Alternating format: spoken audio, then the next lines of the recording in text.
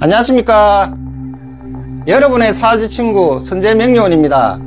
평생을 나라에 헌신한 63세 퇴직 공무원, 겉보기에는 완벽했던 그의 삶은 왜 주변인들에게 고집불통 외톨이라는 말로 기억되는지 오늘 그 충격적인 비밀을 한번 파헤쳐 보겠습니다. 오늘 제가 들려드릴 이야기는 63세의 한 남성분으로, 그분은 평생을 공무원으로 재직하며 성실하고 올곧게 살아오신 분이었습니다. 누가 봐도 저분은 참 바르고 성실하신 분이구나 라고 느낄 만한 전형적인 공무원, 성실한 그 자체였습니다.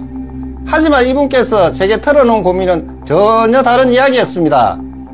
그분은 제게 나름 평생 바르고 성실하게 살아왔다고 생각하는데 어째서 제 주변에는 사람이 없고 늘 외로울까요? 라고 말씀하셨습니다. 이 질문에 대한 답은 그의 사유 속에 명확하게 드러나 있습니다. 사주가 말해주는 그의 진짜 모습은 우리가 보는 것과 너무나도 달랐습니다. 그 비밀은 바로 그의 사주 속 배신한 뿌리에 있었습니다. 자, 그럼 이분의 인생 얘기가 담겨있는 사주팔자 그 8글자를 직접 확인해 보겠습니다. 개면년, 개월, 임술일, 무신시입니다. 네, 바로 이 8글자 안에 오늘 이야기의 모든 실마리가 담겨 있습니다. 이 사주에서 가장 중요한 뿌리는 바로 월지, 해수입니다. 사주에서 월지는 그 사람의 본질적인 성향과 직업운의 기반을 상징하는 아주 중요한 자리입니다. 해수는 바다처럼 깊고 지혜로운 물의 기운을 상징하며 환경에 따라 유연하게 적응하는 적응력과 다양한 사람들과 잘 어울리는 포용력을 의미합니다.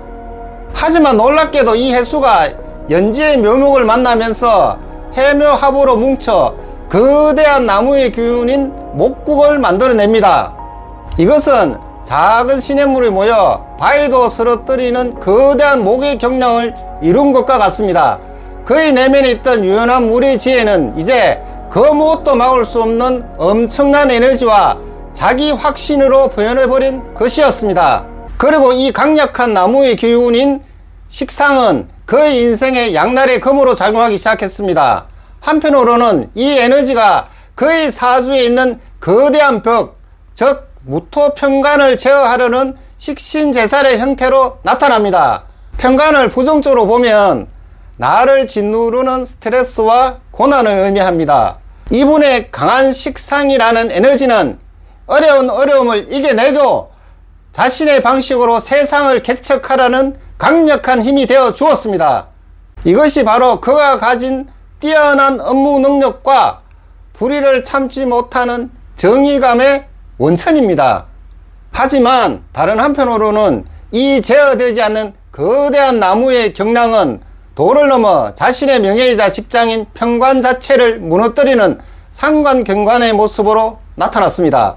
마치 홍수를 막아야 할 물줄기가 도리어 댐 자체를 무너뜨리는 것과 같았습니다. 이것이 바로 그분의 딜레마였습니다. 자신의 정의감과 능력인 식신제살이 도리어 조직의 룰을 무시하고 상사에게 상처를 주는 무분별한 독선인 상관경관으로 나타나 버린 것입니다. 그는 스스로 정의로운 개혁가라고 믿었지만 주변 사람들의 눈에는 그저 조직을 흔드는 외톨이로 밖에 보이지 않았습니다. 그는 타고난 업무 능력이 있었음에도 불구하고 직장 상사에게는 독소를 퍼붓고 동료들에게는 막말을 서슴지 않았습니다. 늘 구설수에 올랐고 결국 직장 내에서 겉도는 외톨이가 될 수밖에 없었습니다. 늘 정의를 외치며 옳다고 믿는 길을 갔지만 그 방식이 타인을 존중하지 못했기 때문에 얻는 것보다 잃는 것이 훨씬 많았습니다. 그래서인지 결혼이라는 인연 또한 머리 줄 수밖에 없었다 싶었습니다. 배우자궁인 월지의 술토는 재물의 창구를 지녀 귀함을 받는다는 제국 귀인이지만 안타깝게도 그 창고에 배우자 가치는 재성인묘의 형태이니 평생을 미혼으로 지내지 않았겠나 싶었습니다.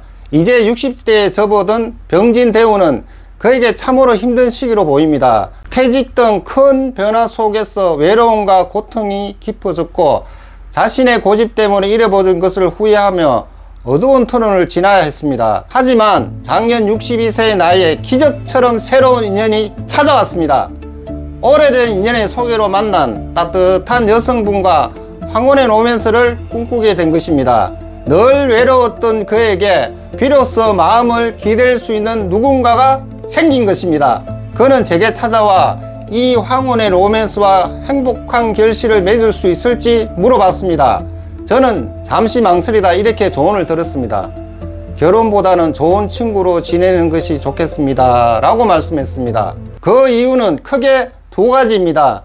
첫째, 병진대운은 천간으로 여성을 뜻하는 재성이 들어오는 것으로 보이지만 지지진토는 일지와 운과의 진술충으로 시간의 무토에게 힘을 더 실어주는 불안정한 시기로 아무리 좋은 인연이라도 운의 흐름에 불안정한 때는 섣부른 변화가 오히려 큰 파도를 불러올 수 있기 때문입니다. 둘째, 더 중요한 이유는 바로 2026년 병원년이었습니다.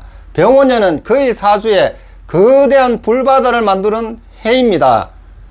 일지술토는 오술화국으로 이미 강해진 나무 기운이 불을 만나 더욱 활활 타오르며 천간무토를 화생토 그리고 일간임수를 토국수로 이어져서 원국 전체를 흔들 정도로 강렬한 기운으로 작용합니다. 이는 특히 여자 문제와 돈 문제로 인한 인생 전체가 휘청거릴 위험이 매우 높다는 것을 의미합니다. 사랑하는 사람과의 관계가 자칫 불길처럼 타오르다 재로 변할 수 있는 위험이 도사리고 있었던 것입니다. 명리학은 단순히 운명을 맞추는 것이 아닙니다. 그것은 마치 인생의 항해술과 같습니다. 다가올 파도를 미리 예측하고 그 파도를 지혜롭게 넘을 수 있도록 돕는 나침반과 같은 역할입니다. 이분도 제 소박한 조언을 통해 다가올 파도를 현명하게 대비하며 더욱 평화롭고 지혜로운 황혼을 맞이하시기를 진심으로 바랐으면 하는 마음 간절합니다. 여러분의 사주친구 선재명륜이었습니다. 다음 시간에는 더 깊이 있는 이야기로 찾아뵙겠습니다. 감사합니다.